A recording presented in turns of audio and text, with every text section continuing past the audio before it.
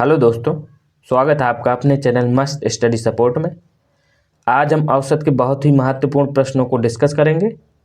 ठीक है, देखिए औसत की एक क्लास हो चुकी है, उस क्लास के वीडियो का लिंक आपको डिस्क्रिप्शन में मिल जाएगा। ठीक है, तो चलिए हल करते हैं।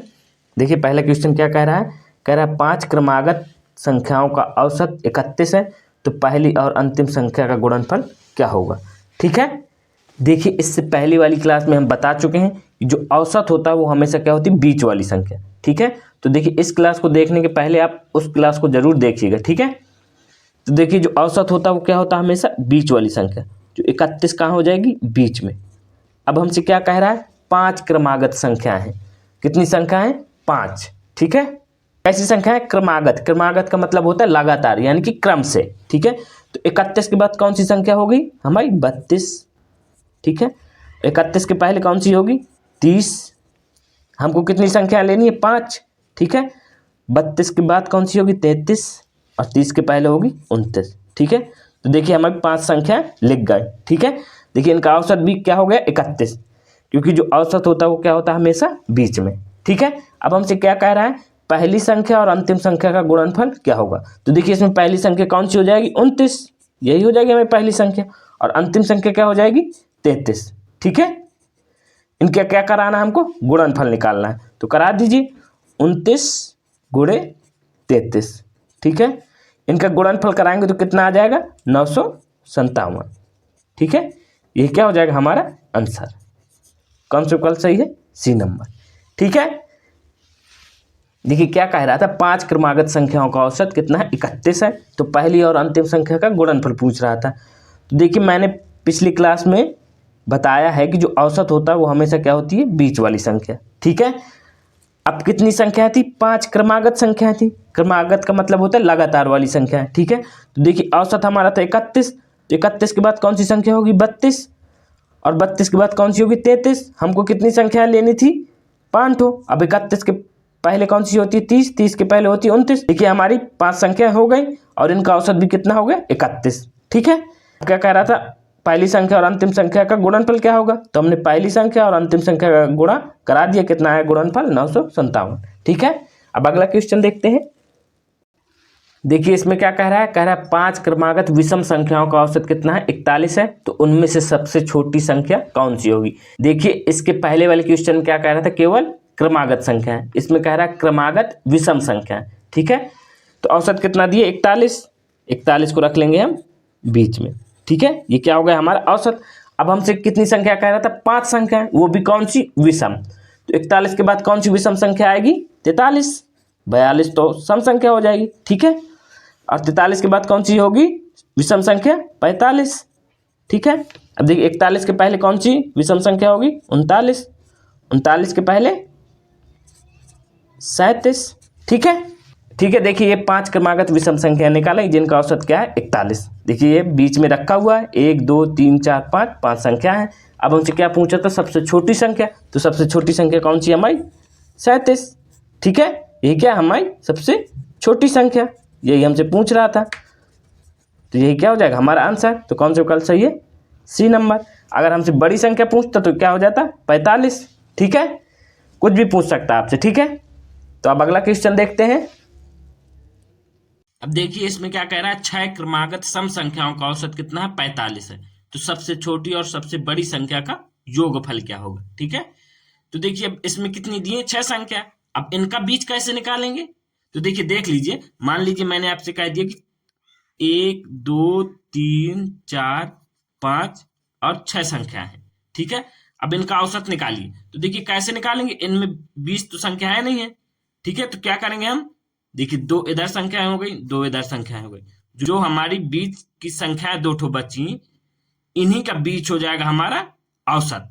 ठीक है, क्योंकि उसमें एक बीच वाली संख्या तो बच नहीं रही है, तो 2 संख्याएं बीच में बचती हैं, उन्हीं के बीच जो संख्या होगी वही क्या हो जाएगा, औसत। अब कैसे निकालेंगे हम, जो बीच में 2 संख्याएं बची हैं उनका कर देंगे हम, जोड़ देंगे उनको, 4 3 7, और 2 से भाग दे देंगे। ठीक है, तो 7/2 करेंगे, कितना आ जाएगा, 3.5। ठीक है, तो देखिए इनके बीच में कौन सी संख्या होगी, 3.5, ये क्या हो जाएगा हमारा औसत। ठीक है, अब देखिए इसमें क्या कह रहा था, 6 क्रमागत सम संख्याओं का औसत कितना है, 45। तो हम 45 को पहले लिख लेंगे। अब इसमें कह रहा था सम संख्या, देखिए 45 तो सम संख्या है नहीं, ठीक है। अब 45 के बाद कौन सी सम संख्या होगी? 46। 46 के बाद कौन सी होगी? 48, ठीक है। अब इसके पीछे भी ले लीजिए, 45 के पीछे कौन सी सम संख्या होगी? 45 के पहले 44, फिर 44 के पहले कौन सी संख्या होगी? 42। हमको कितनी संख्या लेनी थी? 6। अभी कितनी हुई हमारी? 1 2 3 4, ठीक है। अब देखो 48 के बाद कौन सी सम संख्या होगी? 50, और 42 के पहले कौन सी सम संख्या होगी? 40, ठीक है। तो हमारी देखिए कितनी सम संख्या निकाल आई? 1 2 3 4 5 6, ठीक है। अब देखिए 6 के बीच में ये क्या हो गया? बीच में हो गया, 6 संख्याओं के बीच में क्या हो गया? 45, औसत हो गया है, ठीक है। अब हमसे क्या कह रहा था? सबसे छोटी और सबसे बड़ी संख्या का योगफल क्या होगा? तो इसमें सबसे छोटी संख्या क्या है? 40 है, और सबसे बड़ी संख्या क्या है इसमें? 50। अब इनका क्या पूछ रहा था हमसे? योगफल। तो जोड़ देंगे दोनों को, 40 प्लस 50, जोड़ दीजिए, 0 5 9, तो इनका योगफल क्या आ गया हमारा? 90, ठीक है। देखिए इसमें क्या कह रहा था? सम संख्याएं पूछ रहा था। सम संख्याओं का औसत कितना दिया था? 45, ठीक है। 45 तो सम संख्या है नहीं, तो हम क्या करेंगे? 45 के बाद कौन सी सम संख्या होती है? 46। 46 के बाद कौन सी होती है? 48। 45 के पहले कौन सी सम संख्या होती है? 44। 44 के पहले 42। 42 के पहले 40, ठीक है। 48 के बाद कौन सी सम संख्या होगी? 50। हमको 6 सम संख्या निकालनी थी जिनका औसत कितना था? 45, ठीक है। देखो ये 3 इधर हो गई, 3 इधर हो गई, औसत कहाँ आ गए? बीच में, ठीक है। देखिए हमसे क्या पूछ रहा था? सबसे बड़ी संख्या और सबसे छोटी संख्या का योगफल। तो सबसे छोटी संख्या हो गई 40, सबसे बड़ी संख्या हो गई 50, तो हमने 40 और 50 को जोड़ दिया, कितना आ गया? 90, ठीक है। ये क्या हो जाएगा? हमारा आंसर, ठीक है। अब अगला सवाल देखते हैं। देखिए इसमें क्या कह रहा है? 7 क्रमागत विषम संख्याओं का औसत कितना है? 107। तो पहली 4 संख्याओं का औसत क्या होगा? ठीक है, तो औसत कहां होगा? हमेशा बीच में। लिख लिया हमने औसत। कितनी संख्या कह रहा था? 7, वो भी कौन सी? विषम संख्या, ठीक है। तो 107 के बाद कौन सी विषम संख्या आएगी? 108 तो सम संख्या हो जाएगी, 109, और 107 के पहले कौन सी होगी? 105, ठीक है, क्योंकि 106 क्या हो जाएगी? सम संख्या। अब 109 के पहले कौन सी होगी? 111, और 105 के पहले कौन सी होगी? 103। कितनी लिखनी है हमको? 7। कितनी हो गई? 1 2 3 4 5 हो गई। एक एक और लिख लीजिए। 111 के बाद कौन सी विषम संख्या होगी? 113। 103 के पहले कौन सी विषम संख्या होगी? 101, ठीक है।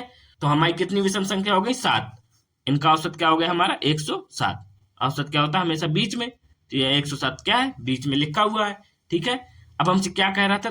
तो पहली 4 संख्याओं का औसत क्या होगा? तो पहली 4 संख्या क्या हो गई हमारी? 101, 103, 105 और 107, यही हो गई। अब इनका औसत कैसे निकालेंगे? देखिए मैंने क्या कहा था, जब इस तरह की स्थिति बन जाए तो क्या करेंगे? हम बीच की 2 संख्या ले लेंगे। बीच की 2 संख्या 103 और 105 हो गई, और इन्हीं के बीच जो संख्या होगी वही क्या होगा? औसत होगा इन 4 संख्याओं का, ठीक है। तो इनके बीच कौन सी संख्या होगी? 103 और 105 के बीच में कौन सी संख्या बची? 104। यही क्या हो जाएगी? हमारी औसत इन 4 संख्याओं का, ठीक है। तो ये क्या हो गया? हमारा आंसर। तो कौन सा विकल्प सही है? सी नंबर, ठीक है। देखिए इसमें कह रहा था 7 क्रमागत विषम संख्याओं का औसत 107 है, तो पहली 4 संख्याओं का औसत क्या होगा? तो औसत जो होता है हमेशा बीच में लिखा रहता है। कितनी संख्या है हमको लिखनी थी? 7, वो भी विषम संख्या है। तो 107 के बाद कौन सी विषम संख्या होती है? 109, और 107 के पहले 105, उसके पहले 103, उसके पहले 101, 109 के बाद 111, 111 के बाद 113। ये हमारी 7 विषम संख्या हो गई, और उन जिनका औसत क्या है? 107। अब हमसे पूछ रहा था जो पहली 4 संख्याएं हैं उनका औसत बताइए। पहली 4 संख्याएं हमने लिख ली। अब देखो 4 संख्याएं, इनमें 20 तो होगा नहीं, तो क्या करेंगे? जो 2 संख्याएं बचेंगी बीच की, उनके बीच में जो संख्या होगी वही हमारा क्या हो जाएगा? औसत। तो 103 और 105 के बीच में कौन सी संख्या होगी? 104। चाहे आप इस तरह से निकाल लीजिए, इन दोनों संख्याओं को जोड़ के 2 का भाग दे दीजिए। 103 और 105 को जोड़ लीजिए और 2 का भाग दे दीजिए। दोनों को जोड़िए, कितना हो जाएगा? 5 3 8, 0 1 1 2 भागे 2, 208 भागे 2 करेंगे, कितना जगह? 2 करने 2, 0 2 चौको 8। देखिए उतना ही आ गया, ठीक है, क्लियर हो गया। अब अगला क्वेश्चन देखते हैं। देखिए इसमें क्या कह रहा है, 20 क्रमागत प्राकृत संख्याओं के वर्गों का औसत क्या होगा। क्या पूछ रहा है, वर्गों का औसत। ठीक है, अगर केवल 20 क्रमागत प्राकृत संख्याओं का औसत पूछता तो पहली संख्या प्लस लास्ट वाली संख्या बटे 2 कर देते तो हमारा औसत निकल आता। ठीक है, इसके पहले वाली क्लास में ये सब हो चुका है। देखिए इसमें क्या कर रहा है, वर्गों का औसत। तो कितनी संख्या है, 20 क्रमागत, 1 का स्क्वायर, 2 का स्क्वायर, 3 का स्क्वायर, कहां तक है, 20 तक, मतलब 20 का स्क्वायर। ठीक है, अब क्या निकालना है, इनके वर्गों का औसत। देखिए इसको हल करने के लिए एक फार्मूला होता है, उसको आप देख लीजिए। ठीक है, n+1 एक कोष्टक में, दूसरे कोष्टक में होता है 2n प्लस 1 बटे 6। ठीक है, ये जो n है ये क्या है, हमारी अंतिम संख्या। n क्या है, हमारी अंतिम संख्या, अंतिम संख्या।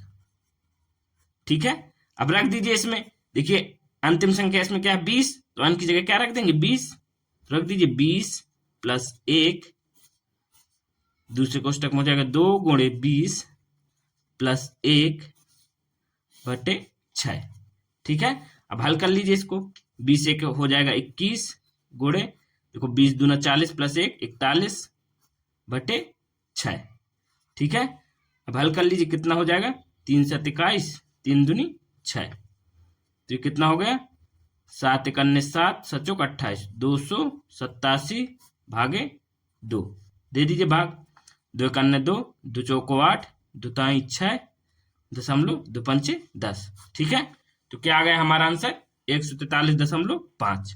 कौन सा कल सही है, बी नंबर। ठीक है, ये क्या हो जाएगा हमारा आंसर। ठीक है, देखिए इसमें क्या कह रहा था, 20 क्रमागत प्राकृत संख्याओं के वर्गों का औसत। क्या कह रहा था, वर्गों का औसत। ठीक है, कितनी संख्या थी, 1 से लेके 20 तक। तो इनका देखिए एक फार्मूला होता है n+1 2n+1 बटे 6। n क्या होती है, जहां अंतिम संख्या, इसमें n क्या थी, 20। ठीक है, तो n की जगह हमने 20 रख दिया और हल कर लिया, कितना आ गया, 143.5। ठीक है, अब अगला क्वेश्चन देखते हैं। देखिए इसमें क्या कह रहा है, प्रथम 20 प्राकृत संख्याओं के घनों का औसत क्या होगा। देखिए उसमें क्या पूछ रहा था, वर्गों का औसत, इसमें क्या पूछ रहा है, घनों का औसत। तो क्या होती है प्राकृत संख्याएं, 1 का क्यूब, 2 का क्यूब, 3 का क्यूब, कहां तक जाना हमको, 20 तक।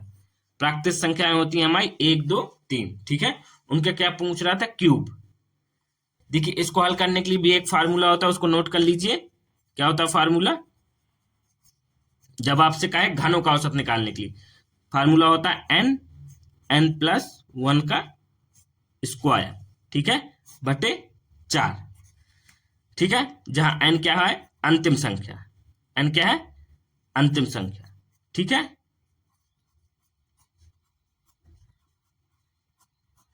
ठीक है, तो देखिए इसमें अंतिम संख्या क्या है, 20।